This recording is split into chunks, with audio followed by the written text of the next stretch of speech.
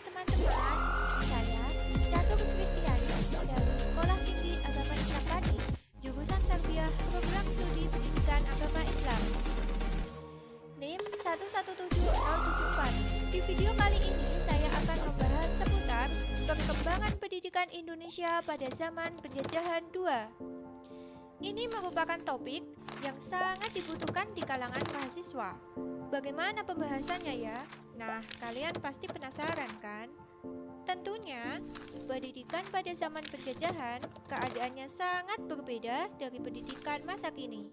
Namun, sebelum itu, kalian jangan lupa klik tombol subscribe, like, komen, dan jangan lupa tekan tombol loncengnya agar kalian mendapatkan video-video terbaru dari kami. Selamat menyaksikan teman-teman.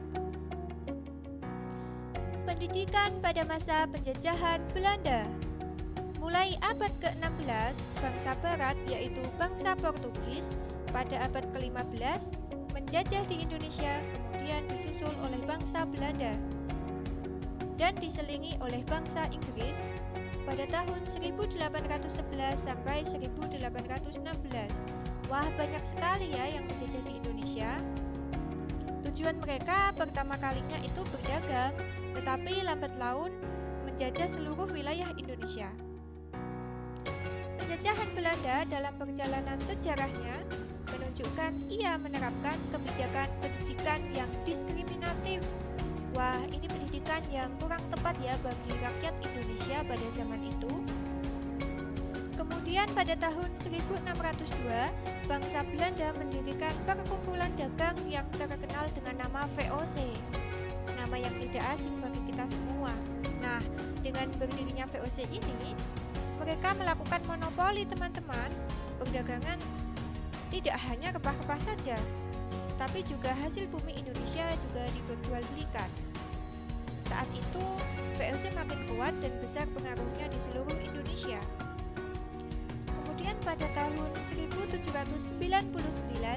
VOC jatuh karena pegawainya bekerja tanpa disiplin dan juga korupsi, dan manajemennya morat-marit. Kemudian, dengan cepat pemerintah Belanda mengambil alih kekuasaan VOC.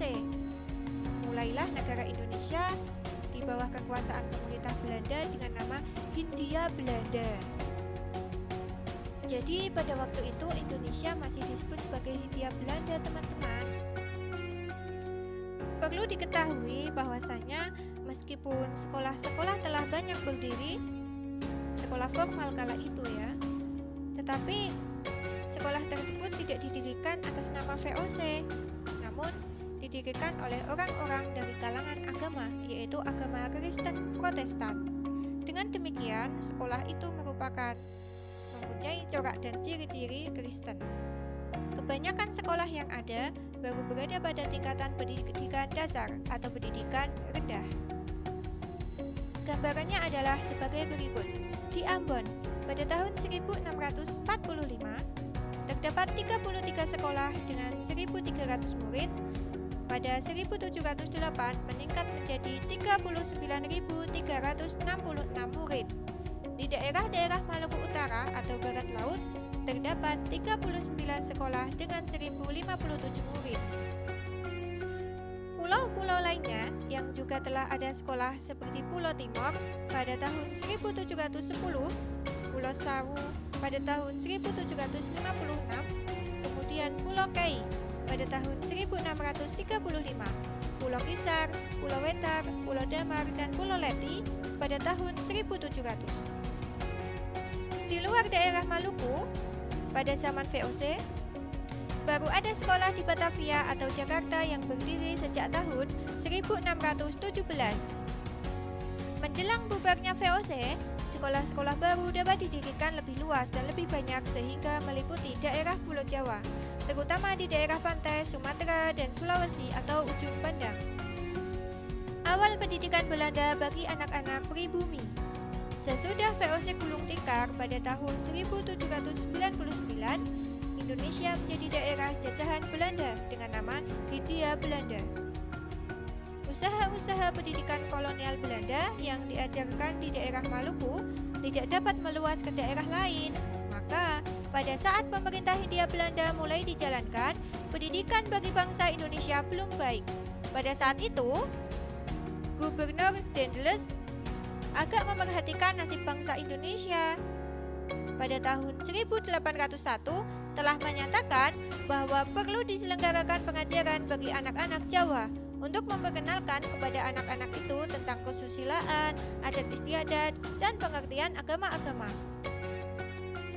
Sayang sekali teman-teman, cita-cita Daendels tidak dapat direalisasi berhubung tidak adanya anggaran untuk pengajaran bagi bangsa Indonesia.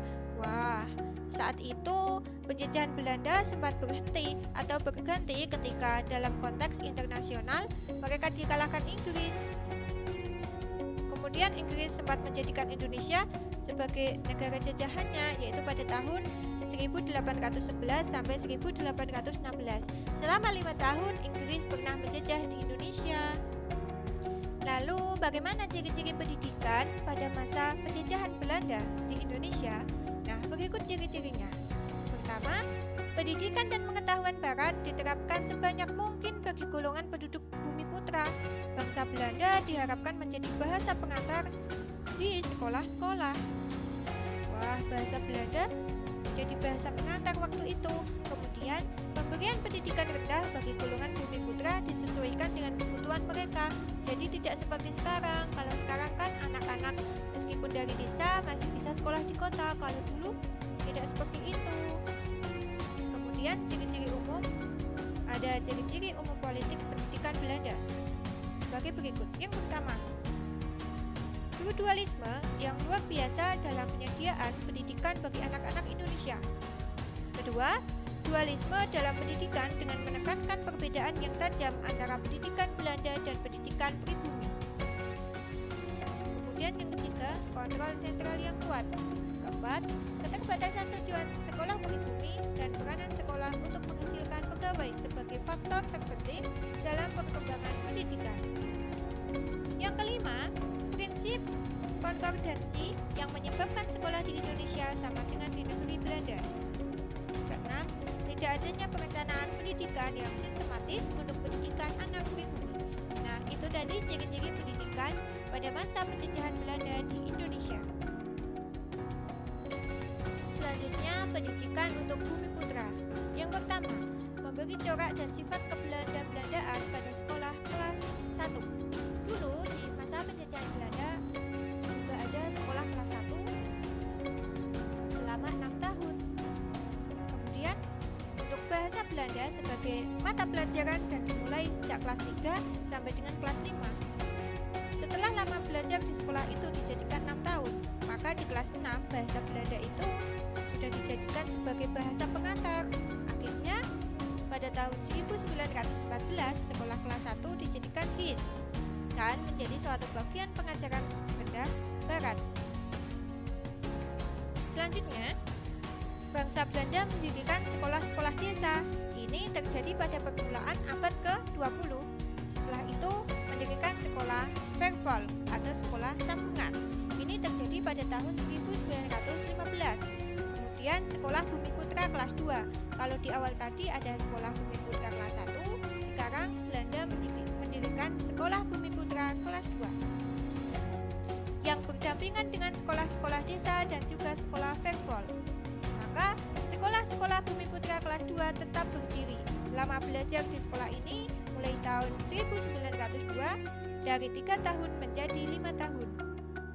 Ada juga sekolah dasar berbahasa Belanda untuk Cina dan Bumi Putra.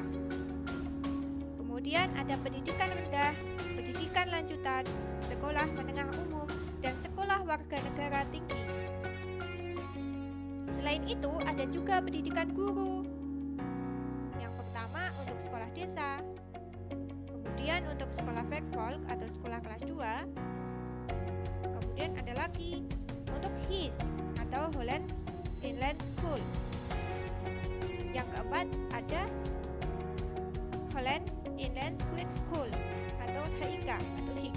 Yang kelima ada kursus Hofdienst. Kursus ini diikuti oleh tamatan HKS atau HIK. Belajarnya selama 2 tahun dan memiliki ijazah Hofdienst adalah calon kepala HIS. Selanjutnya ada pendidikan kejuruan. Yang pertama untuk sekolah pertukangan, kedua sekolah teknik, ketiga sekolah dagang. Ada juga pendidikan pertanian dan juga pendidikan kejuruan kewanitaan.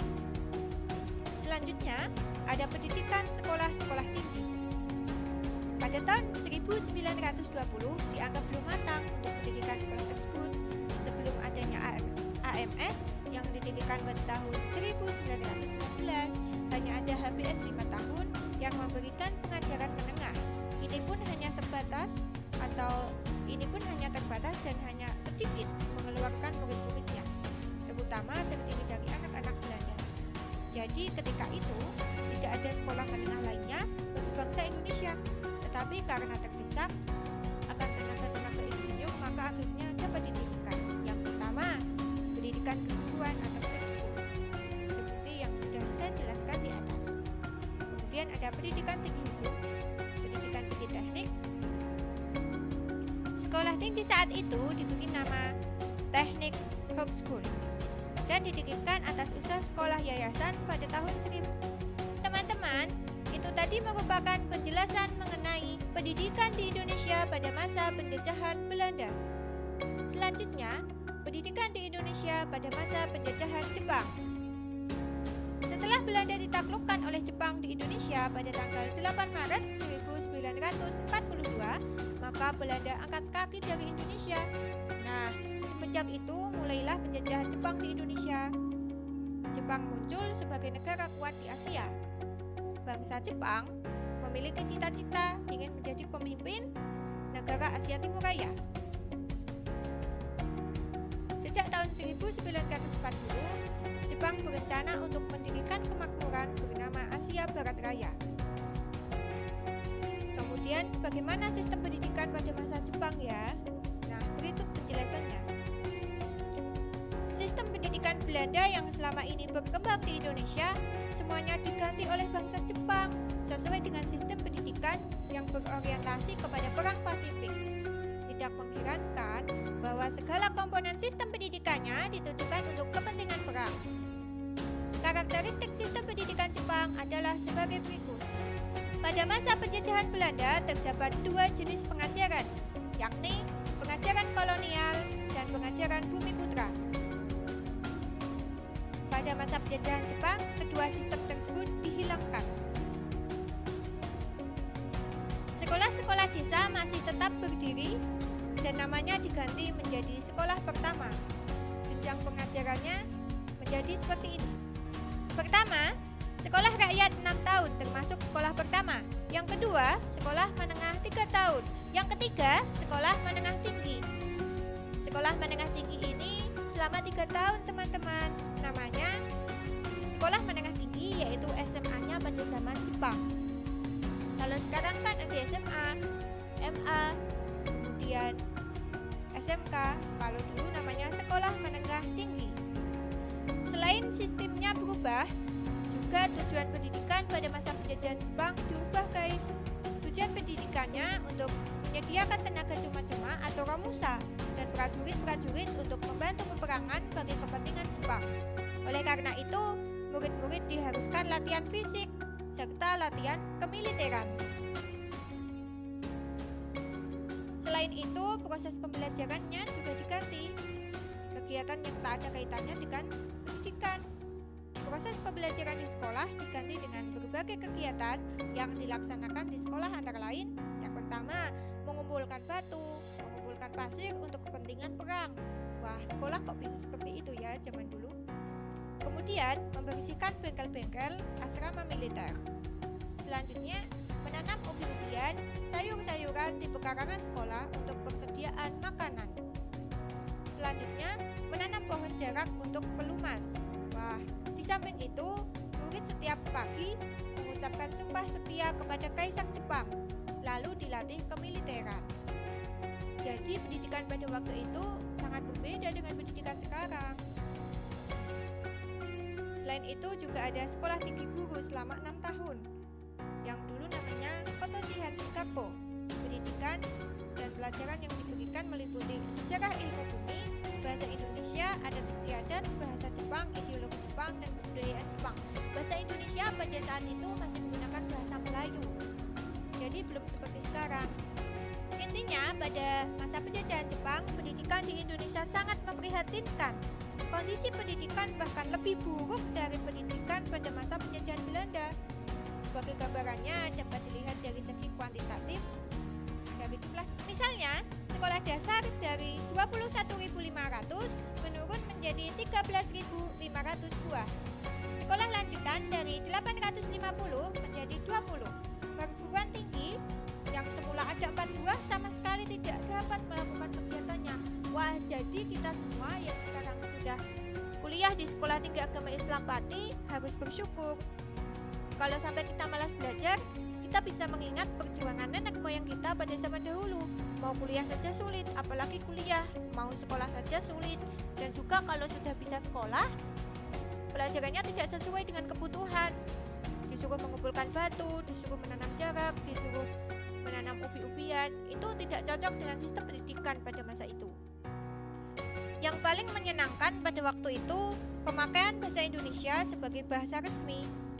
Pemakaian bahasa Indonesia baik sebagai bahasa resmi maupun bahasa pengantar pada tiap-tiap jenis sekolah telah dilaksanakan. Namun, sekolah-sekolah itu dipergunakan juga sebagai alat untuk memperkenalkan budaya Jepang kepada rakyat Indonesia. Jadi tidak 100% budaya Indonesia dimasukkan pada masa pengajaran kala itu, tetapi sistem pendidikannya juga memasukkan budaya-budaya Jepang. Untuk pendidikan guru ada 3 macam pada masa penjajahan Jepang. Yang pertama, sekolah guru 2 tahun. Kedua, sekolah guru menengah dilaksanakan selama 4 tahun. Dan juga sekolah guru tinggi dilaksanakan selama 6 tahun. Teman-teman, mungkin hanya itu penjelasan mengenai pendidikan di Indonesia pada masa penjajahan 2. Mudah-mudahan bermanfaat bagi kita semua. Akhirul kalam, wassalamualaikum warahmatullahi wabarakatuh.